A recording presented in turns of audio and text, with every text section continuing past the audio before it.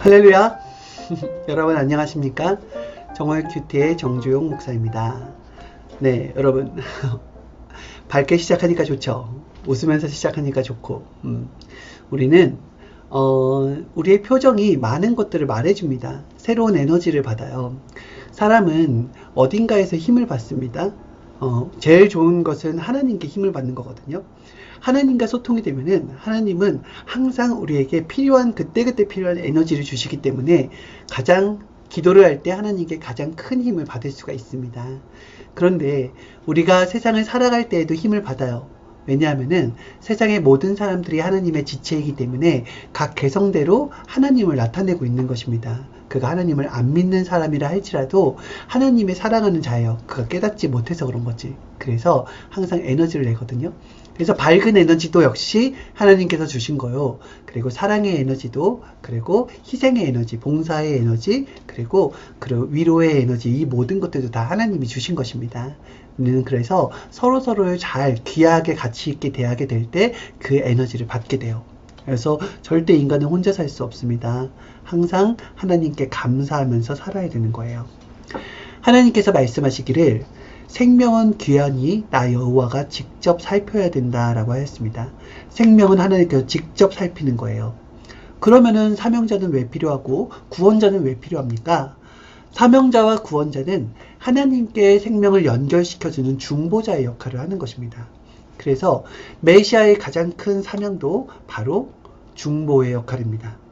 구원이라는 것도 메시아가 직접 시키는 것이 아니라 메시아의 이름으로 나아갔을 때 하나님께서 해주시는 것입니다. 그래서 메시아는 표상이라고 하죠. 이렇게 살아라는 표상인 것입니다. 우리는 어떻게 살아야 됩니까? 인생에서 메시아의 삶처럼 그와 같이 생명을 사랑하는 삶, 그리고 하나님께 기도하는 삶, 하나님께 생명을 부탁드리는 삶, 그러한 삶을 우리도 살아야 된다는 것입니다. 하나님의 말씀을 받는 것이 정말 어려운 일입니다. 하나님의 말씀을 받는 것이 어려워요. 전하는 것이 어렵겠어요? 실천하는 것이 어렵겠어요? 가장 어려운 것은 하나님의 말씀을 받는 것이 어렵습니다. 하나님의 말씀을 받으려면은 내 삶이 깨끗해야 돼요. 정결해야 됩니다. 그리고 하나의 오점도 없어야 됩니다. 그래야지 하나님은 그에게 온전한 말씀을 주십니다. 내가 마음의 상태, 생각의 상태, 그 행실의 상태가 온전치 못한데 하나님이 귀한 말씀을 주잖아요. 그러면은 그 말씀을 자기 나름대로 해석하게 돼요. 그렇게 해서 온전치 못한 생각을 가지고 있는 사람한테 온전한 말을 해주잖아요. 그럼 그 사람은 온전한 말을 듣고도 시험에 들어요. 또 이렇게 생각한 거 아니야? 이런 말을 나한테 이런 생각을 한 거 아니야? 하면서 시험에 듭니다. 각가지 인간의 생각은 각가지로 나타나기 때문에 그렇게 시험될 일이 많다라는 거예요. 그래서 하나님은 이 지구촌에서 가장 온전한 자를 뽑습니다. 그리고 태어날 때부터 온전한 자가 있습니까? 물론 메시아 예수님이나 또 하나님의 사명자들 중에서는 태어날 때부터 온전하게 태어날 수 있었지만은 환경의 때가 묻고 또 세상의 때가 묻으면은 실질적으로는 온전한 생각을 유지하기는 어렵습니다. 그래서 사도 바울 같은 경우도 온전치 못한 생각을 가지고 살아가다가 예수님으로 인해서 다시금 깨우침을 받고 자기의 인생을 지난날을 통해 자복하면서 새롭게 된 자잖아요. 그와 같이 우리는 깨져야 돼요. 뭐가? 내 생각이. 온전한 하나님의 생각을 받음으로 깨져야 되는 것입니다. 그래서 온전하게 되었을 때 하나님은 그에게 말씀을 주시는 거예요. 그러면 나는 온전할 때가 있고 온전치 못할 때가 있잖아요. 그렇기 때문에 이 시대 메시아를 키우실 때 하나님께서는 온전한 자로 태어났지만은 세상의 흐름에 따라서 변하지 않고 세상과 타협하지 않고 온전하게 지킬 수 있는가를 몇 가지 시험을 보세요. 수많은 연단 과정을 통하여서 그것이 되었고 합당하게 온전한 삶을 살 때 하나님은 그에게 말씀을 허락하십니다. 그때부터 신약의 말씀, 성약의 말씀, 이런 그 시대의 말씀들이 선포가 되는 것입니다. 어떤 원리인지 알겠죠? 그래서 여러분 하나님의 말씀을 받는 것이 정말 어려운 것입니다. 목숨을 걸고 깨닫고 받는 것이라고 하였어요. 하나님은 아무리 시대 구원자를 통하여서 말씀을 허락하였다 할지라도 받는 자들이 우리가 듣는 자들이 온전하게 그것을 들을 수 있고 그것을 받아온 자를 귀하게 여길 수 있을 때에 그 말씀 또한 귀하게 여기면서 그 말씀의 진정한 의미를 깨닫게 된다는 거예요. 생명의 말씀이라고 했죠. 나의 생명을 살리는 말씀입니다. 이 생명을 육으로만 생각하면 안 됩니다. 영적으로도 생각할 수 있어야 돼요. 하나님의 말씀은 육신도 고칩니다. 그러나 근본은 영을 위해서 주신 거거든요. 하나님은, 성령님은 우리에게 맡겨놓은 것이 있습니다. 그 맡겨놓은 것. 이 맡겨놓은 것을 가지고서 꼭 하나님 앞에 하나님과 약속한 시간에 가야 된다는 거예요. 비행기 얘기를 들었죠. 비행기 비유를 들었습니다. 이 예배 시간을 놓고서 이번 주에는 비행기 비유를 들어서 얘기했거든요. 예배라는 것은 하나님과 정해진 약속의 시간이잖아요. 근데 그 시간을 경히 여기면서 자신의 일을 하면서 아니면 자신이 피곤하다고 해서 끝까지 잠을 청한 다음에 예배 시간을 겨우 맞춰서 오거나 아니면 늦게 오거나 그냥 그렇게 대하는 사람들이 있다 그랬어요. 그런데 하나님은 이 예배 시간을 두고서 마치 비행기를 타고서 날아가는 것과 같다. 비행기, 교회라는 비행기를 타고서 하나님께 나아가는 것과 같다. 이것을 설명해 주셨거든요. 이 비유가 합당하다면서 말씀해 주셨어요.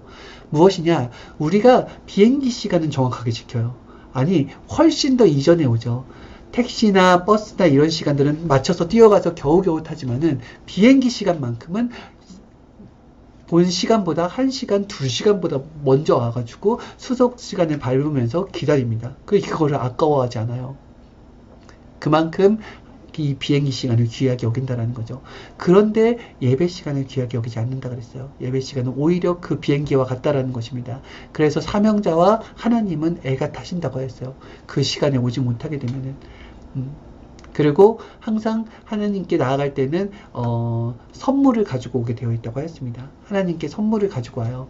그런데 항상 마지막 자가 그 선물을 들고 온대요. 그 선물이 무엇이냐? 하나님이 우리에게 맡겨놓은 선물이라고 했어요. 그것이 무엇이냐면 바로 하나님께 드릴 감사의 선물이라고 했습니다. 그래서 예배 때는 어떤 선물을 가지고서 먼저 20분, 30분 먼저 와서 준비를 해야 되느냐? 그것은 바로 우리의 감사의 선물이에요. 어떤 감사요? 하나님을 알게 해주시고 깨닫게 해주시고 그리고 부활시켜 주시고 휴거시켜 주신 것에 대한 감사의 선물을 항상 예배 때마다 가지고 와야 된다는 것입니다. 여러분 이 개념을 정확하게 알겠죠? 하나님은 우리를 기다리세요. 예배 때 하나님이 어마어마한 온전한 말씀, 우리의 생명과 직결되는 말씀, 모든 문제를 해결해 줄 말씀을 준비해 놓고 맛있는 요리를 준비해 놓고 기다리고 있다는 것입니다. 그래서 꼭 그 가치를 알아드리고 예배 시간이 되면은 또 기도 시간이 되면은 공적 시간이 되면은 그 시간을 20분, 30분 미리 와서 준비하면서 항상 감사의 선물을 하나님께 먼저 드릴 수가 있어야 되겠습니다. 매우 중요한 개념을 이번 주에 깨우쳐 주셨어요. 매우 중요한 개념을 깨우쳐 주셨습니다. 자, 그러면은 하나님께서 또 무엇을 말씀하셨냐면은 우리는 생명을 놓고서 기도하는 사람들이기 때문에 이 생명의 흐름에 따라서 가는 사람이기 때문에 항상 생명과 부딪히는 일도 생기게 되고 생명으로 인해서 시험 드는 일도 생기게 되는 것입니다. 하나님의 입장, 창조자의 입장이 아니잖아요. 우리는 하나님께 창조가 되었고 성장해야 될 사람의 입장입니다. 그래서 같이 성장하는 사람들의 모순을 보게 돼요. 그러면서 그 모순을 지적하게 되죠. 그런데 나의 들보는 보지 못하고 상대의 티끌 같은 모순을 지적한다고 하였잖아요. 그게 맞습니다. 자기의 모순은 보지 못하는데 상대 것을 많이 보면 지적을 하게 되죠. 그래서 서로로 인하여서 서로 심정의 상처를 받고 그것으로 인하여 좌절하기도 하고 그것으로 인해서 운명이 바뀌기도 합니다. 그것을 가지고서 하나님께서 어떻게 말씀하셨냐면은 하나님은 항상 자기가 잘못해서 무슨 일이 일어났다고 대신 회개하며 기도할 때 그 기도를 잘 받아주신다라고 말씀해 주셨어요. 하나님이 잘 받아주시는 기도가 있는데 그것이 어떤 기도냐? 자기가 잘못했다고 하는 거예요. 내 잘못입니다, 하나님. 모든 것들이. 보통 사람들은 그렇게 안 하죠. 내가 잘못한 게 있다고 할지라도 정확히 따져봅시다. 당신의 과실이 이만큼이에요. 나의 잘못은 요만큼입니다. 그러면 결국 누가 잘못한 거예요? 당신이 잘못한 거죠? 라고 하면서 큰 소리 뻥뻥 치잖아요. 그런데 하나님이 보실 땐 그게 아니에요.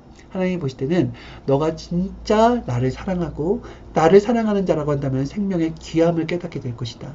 그리고 생명의 귀함을 깨닫는다고 한다면은 깨닫지 못한 자를 위하여서 대신 회개도 해주고 대신 십자가도 짊어지어주고 대신 그를 위해서 살아주기라도 하는데 그렇게 상대를 지적해야 되겠느냐. 정말 깨닫는다면은 모든 것이 나의 잘못임을 깨닫고 오히려 그 사람의 잘못까지 하나님께 대신 회개를 하는 사람이 된다. 이것을 가르쳐 준 거예요. 이 개념 중요한 개념이에요. 하나님께서는 잘잘못을 따지면서 판사처럼 딱딱딱 하는 게 아니라 보다 더 깨달은 자가 생명을 위해서 기도해 줄 때 그 기도를 더 잘 받아주신다라는 겁니다. 그러면 어떤 기도를 안 받아줘요? 남 탓하는 기도를 안 받아주는 거예요. 내 잘못이 10이고 상대 잘못이 90이라 할지라도 남 탓하는 기도를 하나님께서 안 받아주신다고 했습니다. 하나님적 차원으로 생각이 성장해야 돼요. 그 마음이 성장해야 됩니다. 그래야지만이 하나님이 좋아하시고 하나님이 기뻐하시는 삶을 살 수가 있다라는 거예요. 항상 우리가 구원을 받으러 갈 때 나 하나만 잘 만들어서 간다 생각하면 안 됩니다. 하나님을 사랑하는 자, 예수님을 사랑하는 자에게 예수님은 3번이나 물었어요. 베드로에게. 너 나를 사랑하느냐? 그랬고 정말 사랑합니다. 진심을 보였을 때 하나님의 생명을 맡기게 되었던 것처럼 진짜 하나님을 사랑한다라고 한다면은 하나님은 그 사람에게 생명을 맡깁니다. 그래서 세상 끝날 내가 이 땅에서 생을 마감하는 날 나 혼자만 오게 되면은 하나님이 그렇게 기뻐하시지 않는다 그랬어요. 챙기고 키우고 살려야 될 생명들과 같이 나왔을 때 하나님께서 기뻐하신다고 하였습니다. 달란트 비유 알죠? 그와 같이 우리에게는 생명이 주어진 만큼 그리고 내 생명을 하나님께서 살려주고 구원자의 조건으로 살려준 만큼 하나님께서는 원하시는 것이 있습니다. 너도 그같이 생명의 귀함을 깨닫고 생명을 위하여서 기도하여라 하였어요. 메시아의 최고의 사명은 바로 구원입니다. 생명 구원. 그것을 육신의 생명에만 국한되면 안 돼요. 하나님의 근본적인 것은 영을 구원하는 것입니다. 이 영을 구원하기 위해서 육신이 있다라는 거예요. 여러분, 그 부분을 정확히 깨달아야 됩니다. 어떤 말씀을 받을 때는 죽음을 체험해 가면서 받기도 합니다. 어떤 진리는 그 진리를 캘 때 목숨을 걸고 그걸 진리를 캔다라는 거예요. 그만큼 그 진리가 가치가 있는 거예요. 충격적으로. 어떤 말씀이 그냥 들려오는데 그걸 쓴다 하면 그 말씀은 가치가 없어요. 쉽게 얻었으니까. 진짜 어렵게 목숨 걸고 몸부림쳐 얻은 메달이 가치가 있듯이 몸부림쳐 얻은 말씀이 가치가 있는 것입니다. 모세가 10계명을 받았죠. 근데 어떻게 했어요? 손으로 찍어가면서 바위 절벽을 올랐지 않습니까? 잠깐 잘못하면 떨어질 거였어요. 그래서 10개의 그 10계명이 위대한 거예요. 목숨을 걸고 받아왔기 때문에. 그렇지 않습니까? 지금 이 시대에 10개의 법으로서 너희의 헌법을 대체하라고 할 수 있겠습니까? 못하죠. 법은 더 많이 나왔죠. 하지만은 그 당시에 이 10개의 법, 10계명이 너무나 가치가 있었던 것은 하나님의 말씀, 하나님의 본 심정의 말씀이 그 시대에 하고 싶은 말이 그대로 담겨져 있었던 말씀이고요. 그리고 모세가 목숨을 걸고 그 진리의 말씀을 받아온 거예요. 하나님이 모세한테 쉽게 줄 수도 있었지 않겠습니까? 그런데 왜 그렇게까지 하게 했을까요? 그만큼 귀하다라는 거예요. 그만큼 귀하게 여긴다라는 것입니다. 귀하게 얻었으니까. 전능자의 말씀을 받는 것이 그렇게 어렵고요. 그리고 전능자의 말씀을 전할 때에 그 받은 그 가치만큼 전하게 되는 것입니다. 그리고 가치를 깨달은 자가 그 말씀을 생명시 여기고 행하게 된다라는 것입니다. 생명을 살리는 말씀이기에 생명을 걸고서 받아주신 거예요. 하나님의 그 귀한 말씀을. 무슨 말인지 알겠죠? 네. 우리가 진짜 아는 바대로 생명이라는 것은 정말 귀합니다. 우리의 목숨은 정말 귀합니다. 하나밖에 없어요. 하나밖에 없는 육신의 목숨인 것입니다. 그런데 이 하나밖에 없는 목숨을 가지고서 나의 부를 위하여서, 나의 명예를 위하여서 세상 사람들이 나를 인정해 주는 것에 목표로 하면서 인생만 살겠습니까? 육의 창조 목적은 그것이 아닙니다. 육신을 누리는 것이 창조 목적이 아닙니다. 만약에 그것이 창조 목적이라면 하나님이 육신을 걷어가실 필요가 없어요. 100년으로 인생의 목숨을 정할 필요가 없습니다. 왜냐하면은 너의 기쁨이 나의 기쁨이지, 사랑하는 자가 잘 먹고 잘 사는 게 나의 기쁨이다 라고 하면은 하나님이 우리 육으로 조금이나 잘 먹고 잘 살게 하면 되잖아요. 그런데 하나님은 육의 창조 목적을 거기에 두지 않았어요. 어디에 두었냐면은 육의 창조 목적을 영을 만드는 데 두었습니다. 영원한 것은 영이에요. 그리고 육은 영원하지 않은 것입니다. 육은 영이 깨닫기 위해 필요한 것입니다. 그래서 육을 통하여서 항상 영적인 것을 깨달으려고 노력해야 돼요. 그리고 영원히 가는 것은 영입니다. 여러분, 이 부분을 정확하게 알고 육의 가치보다 영의 가치를 깨달은 사람은 절대 육적으로만 삶을 살지 않습니다. 거기에 모든 것을 걸고 살지 않는다라는 거죠. 그리고 자기의 생명이 천하를 주고도 바꿀 수 없을 만큼 귀한데 이를 깨닫지 못하고 사니까 자기 생명을 함부로 대하는 거예요. 내가 함부로 내 몸에 먹지 말아야 될 것들을 막 먹습니다. 내 몸에 막 낙서를 합니다. 찢고 내 몸을 함부로 대합니다. 그리고 어떤 일이 잘 안 됐다고 해서 내 목숨을 그냥 쉽게 끊어버립니다. 생명의 귀함을 몰라요. 이것을 천하를 주고도 바꿀 수 없이 하나님이 귀하고 귀하게 만들었는데 하나님이 어떻게 표현했냐면은 너는 내 것이라, 너의 육신이 너의 것이 아니라 나의 것이다 라고까지 표현을 했습니다. 맞아요. 우리는 하나님의 몸입니다. 이 몸을 내가 깨끗하게 하고 그리고 내가 가치 있게 만들고 나를 귀하게 대하게 하는 것이 바로 하나님을 사랑한다면은 이 육신을 귀하게 대한다라는 거예요. 그리고 나뿐만 아니라 다른 사람의 생명까지도 귀하게 여긴다라고 하였습니다. 그래서 우리 하나님께 사랑합니다, 사랑합니다 라는 말만 하지 말고 진짜 사랑한다고 한다면은 하나님이 생명을 귀하게 여기듯이 나도 생명을 귀하게 여기는지를 봐야 되고요.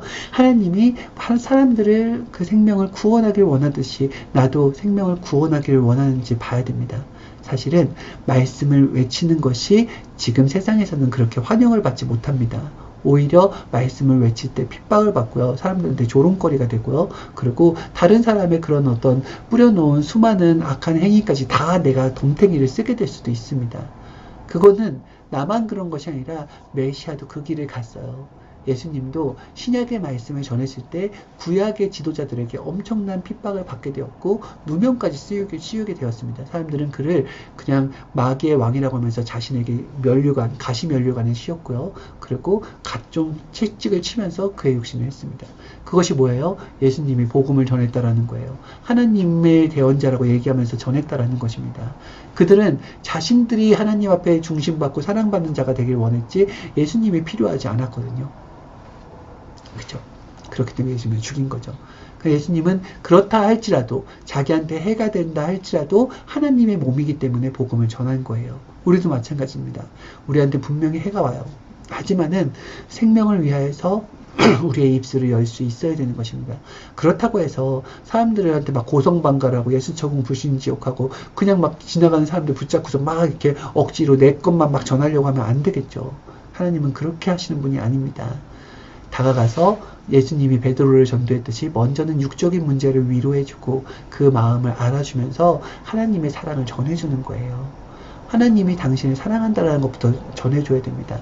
생명의 귀함을 모르고 생명의 목숨을 함부로 끊으려고 하는 자에게 다가가서 그러면 안 된다고.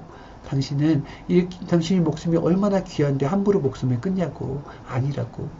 목숨을 귀하게 여기라고. 그리고 다시 한번 하자고. 당신은 사랑받기에 태어난 사람이 맞다고 하면서 그들에게 생명의 가치를 깨우쳐주고 그들의 고민도 한번 들어봐주면서 하나님이 하시고 싶은 말을 그때그때 하나님께 물어보면서 그 말씀을 하는 게 복음을 전하는 거예요. 알겠죠? 내가 알고 있는 지식을 전하는 게 복음을 전하는 것이 아닙니다. 마음을 알아주고 하나님의 진정한 사랑을, 저 사랑을 뼛속 깊이에서부터 전하는 것이 바로 복음인 것입니다. 우리가 잘못 알고 있는 것이 있어요. 교리를 전하는 게 복음이 아니라니까요. 항상 우리는 주의 이름으로 간구하는 것입니다. 생명은 하나님께 있으니 내 말을 듣고서 생명을 변화시키는 게 아니라 하나님께 기도하면서 이 생명을 부탁드립니다. 하나님, 이 생명을 살려주세요 라고 하나님께 부탁하는 거예요. 생명은 하나님께서 구하시는 것입니다. 그래서 항상 하나님께 부탁하는 것, 그것이 우리한테 딱 책임이 돼 있어야 돼요. 그리고 주의 이름으로 구원하는 것. 항상 내 이름으로 아니라 내 지식과 내 잘남으로 생명을 구원하는 것이 아니라 항상 구원자의 이름으로 구원한다라는 것을 여러분 잊지 말아야 됩니다. 하나님의 이름의 권세, 주의 이름의 권세가 어마어마하다는 걸 깨닫고 항상 주님의 이름으로 나아가는 거예요. 그러면 담대한 마음도 생기고요. 더 잘해야겠다라는 마음도 생기고 생명을 정말 진정으로 사랑하는 마음도 생기고요. 가치 있게 여기는 마음도 생깁니다. 알겠죠? 이번 주 말씀 굉장히 중요한 것입니다. 하나님께 생명을 부탁해야 되고요. 그리고 정한 시간에 기도를 해야 되는 것입니다. 이 모든 것들이 다 하나님을 사랑하는 자가 해야 될 일인 것을 절대 잊지 말고 저도 여러분도 그와 같은 삶을 사는 주님의 신부가 됩시다. 안녕히 계세요.